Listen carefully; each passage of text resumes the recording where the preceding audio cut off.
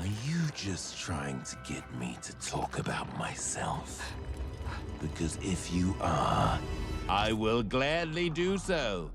So my goal is to make this somewhat of a quick video. I don't think it needs to go babbling on for 12 minutes or whatever, so apologize if the timer is that long, but let's try and keep this quick. First of all, when it comes to the Eclipse and the 3000 GT, I'm gonna be a total snob and I'm gonna say they should be 1999s only, and they have to be the top trim model. They have to be the VR4 and the GSX. So during this comparison, that's what I'm talking about. If you're watching this video because you want one of these cars, get a 99, don't settle for anything less. And one of the main reasons I say that, I'm not trying to snub you guys that don't have those years or those models.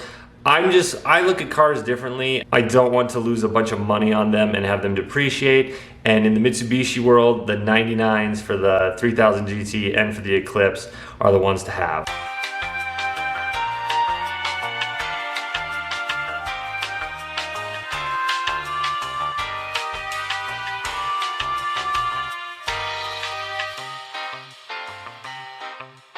I'll touch on the interior and the exterior quick. To me, they're negligible. One thing I don't like about 3000 GT or the Eclipse is they're pretty small on the interior. Like you've probably heard me whine about it in videos before, but my head rubs the headliner on the 3000 GT worse than the Eclipse. I actually had more room in the Eclipse, so I'll give the Eclipse maybe a little bit of nod on the interior.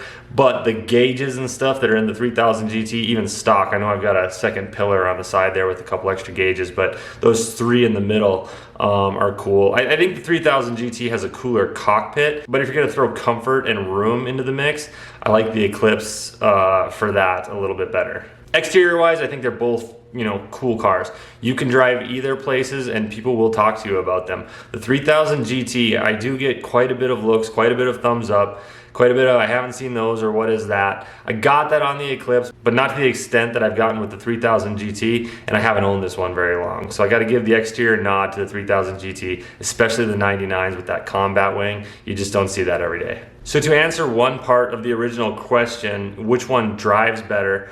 I mean, the 3000 GT is faster. The power band is a little bit better. The Eclipse's power band is missing torque down low. The turbo picks up and it's pretty good, but it falls off before redline.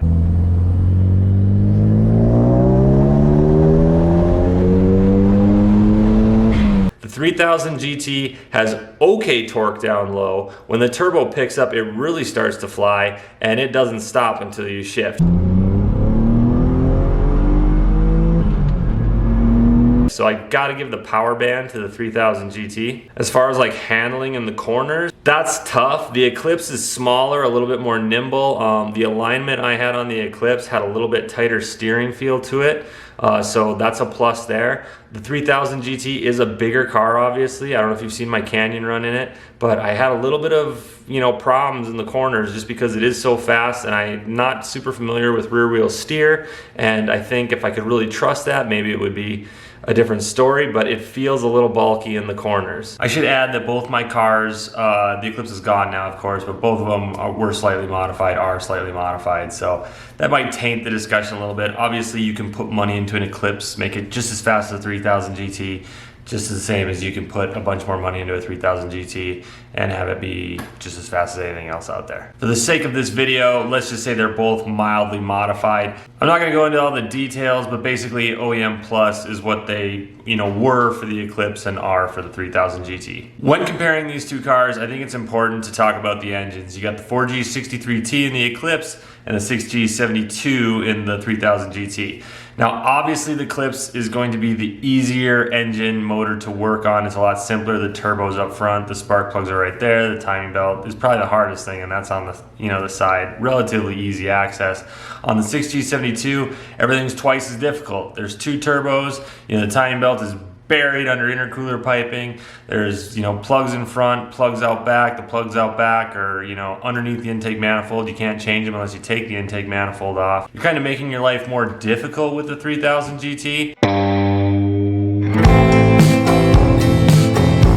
So keep that in mind if you're a do-it-yourselfer and you're watching this video and you want to get into one of these cars. The Eclipse is going to be way easier for you to work on. Now, I think that the most important thing that you can think about when you're talking about these cars, comparing these cars, is going to be your budget. The Eclipse is still cheaper if you can find one, and really the same thing with the 3000 GT. Yes, it's more if you can find one. These aren't the budget sports cars that they were, you know, 10 years ago. You know, you guys saw what I sold my Eclipse for. So, and this 3000 GT, I know I haven't said what the price is. I got a decent deal on it, but these things in good condition do not sell for 20 grand anymore. Now, I want to keep this super short. I want to keep this super simple. If I could only pick one, which would I pick? Well, there's a reason the 3000 GT is sitting in my garage and the Eclipse is no longer on that side. In the family of Mitsubishi, the Eclipse is the kid, right? The Mitsubishi Evolution is the mom, and this is the father. To this day and into the future, the 3000 GT will be the halo car of Mitsubishi. I doubt they'll ever bring anything back. Maybe in the EV world, they could bring back like a 4000 GT or something, which would be cool. But snapshot in time, this is the baddest thing Mitsubishi ever produced. I'm not a Mitsubishi fanboy, but I do like Supras, I do like GTRs. This is on par with those cars, I feel, and it's a third of the price for now. I hope you guys found this video useful, maybe entertaining. If you have an Eclipse, if you have a 3000 GT, good for you. If you don't have them, no big deal. You can still find them. You just have to be diligent about the search. If there's anything in this video that I didn't cover that you really wanted to know, leave a comment. I'm still pretty diligent about answering those. But in the meantime, I appreciate you all so much for watching. Stay tuned for more. I'll catch you in the next one.